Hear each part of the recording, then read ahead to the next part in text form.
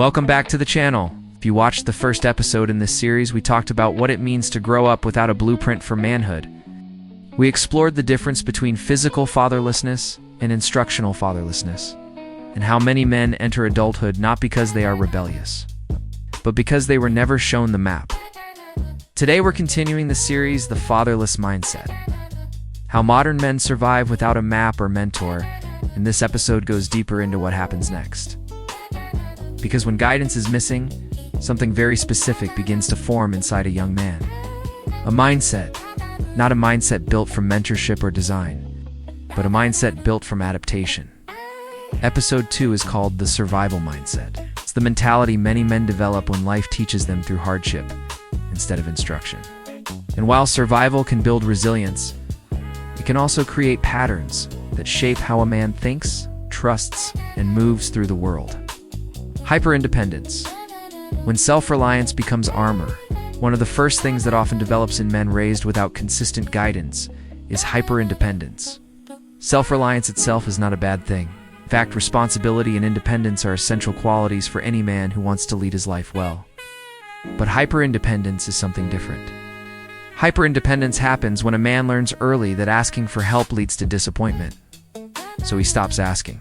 Imagine a boy who falls down while learning to ride a bike. Normally, a father might step in, lift the bike, offer encouragement, and show him how to balance again.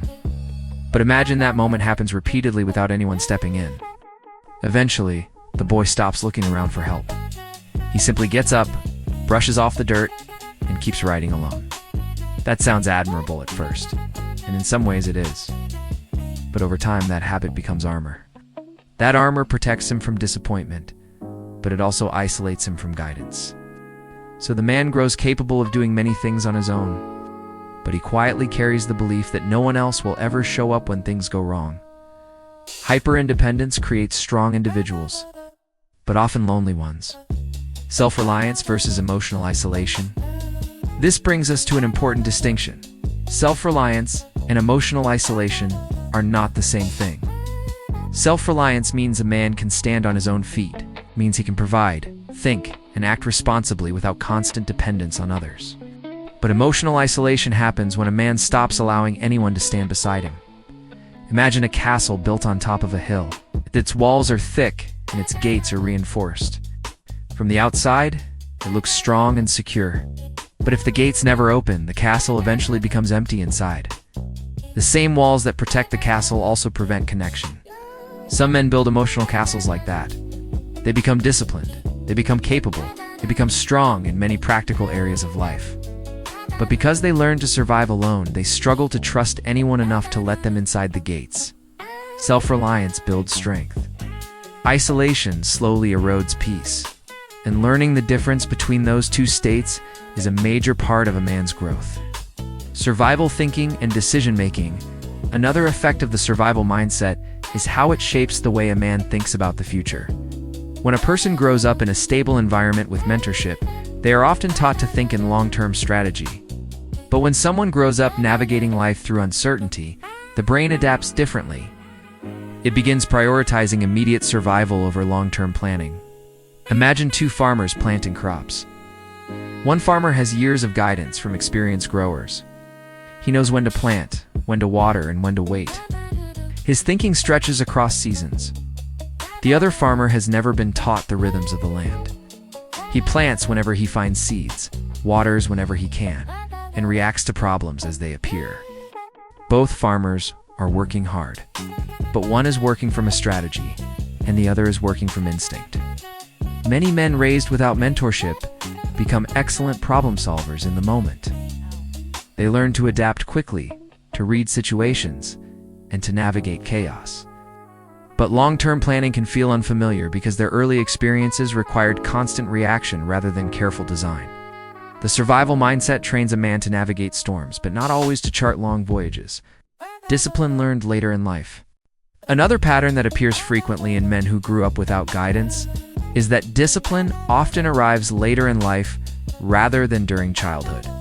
In environments with strong mentorship, discipline is introduced early. A father may teach structure, responsibility, and boundaries during a boy's formative years.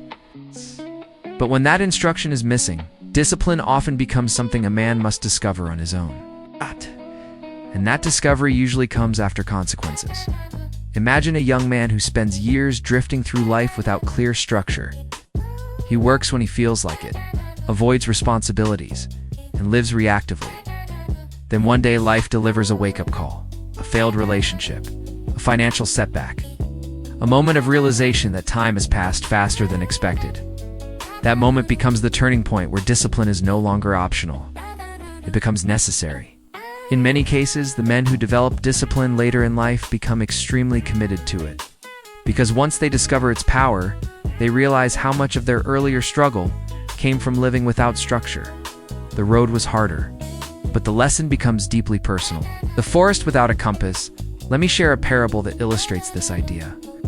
Imagine a young man dropped into the middle of a dense forest. He has food, water, and the ability to walk, but no compass and no map. At first he wanders randomly, trying different paths. Some lead to dead ends, some take him in circles. Sometimes he stumbles into rough terrain that slows him down. Years pass, and eventually he begins to recognize patterns. He notices where the sun rises. He learns how rivers flow downhill. Slowly he begins to understand how the forest works. Eventually he finds his way out. Now imagine another young man entering the same forest. But this time, someone hands him a compass and explains the direction of the nearest road. Both men may reach the exit, but the first man traveled a much longer road to understand the landscape. That is the story many men carry quietly inside, not weakness, just the long journey of learning how life works without someone explaining the terrain. So as we close episode 2, remember this. The survival mindset is not necessarily a flaw. In many cases, it is proof of resilience.